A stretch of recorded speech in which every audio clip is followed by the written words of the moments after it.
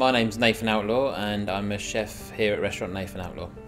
Well, we've been working with the Food Health Department and Sally Glover for a long time, for a good 5 or 6 years, and it almost makes sense for me as an operator of quite a few restaurants now to just get in contact with them for any advice that I need, especially when you're setting up a business.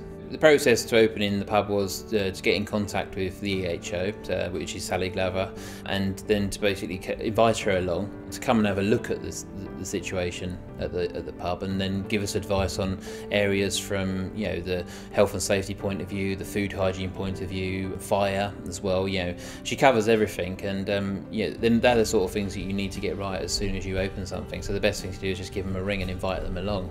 The place was a bit of a building site when I was there. Their team had already come in and started to demolish certain bits of it, change it around so that it worked much better for them, and they asked for some advice about where they wanted me to put things. They were looking at changing an access to a beer cellar into the middle of a food room, so we discussed that, and there were quite major health and safety implications, so together we kind of came up with a much better plan to actually leave it where it was, which would save a lot of time, a lot of money for them, and would make the building much more structurally sound as well. So there's a lot to think about. It's not just opening a pub, opening the doors and getting on with it. We really have to look at the layout and make sure it's as efficient as possible.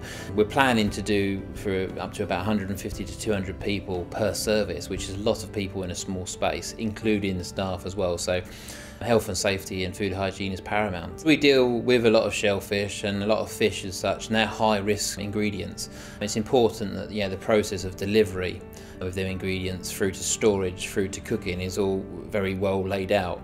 Rocky obviously is right on the edge of the Camel Estuary, fantastic supply of shellfish right on the doorstep.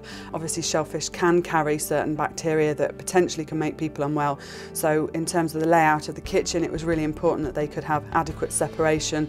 Any sort of shucking activities and washing activities weren't going to contaminate any of the other food, and again we looked at layout and workflows to sort of allow them to not spend more money than they needed to, but also to make sure that we were ensuring the safety of the public.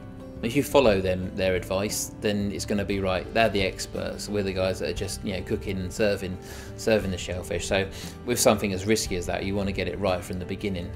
Well, by actually sort of engaging with Sally from the beginning of the process with the pub and with the other restaurants that we've opened, it's given us a chance not to make mistakes. And obviously the mistakes when you're opening a restaurant or a pub costs money.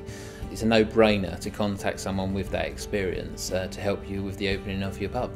Do the risk assessment, make sure you've covered, and then you can sleep easy at night knowing that everything's going to be tickety-boo.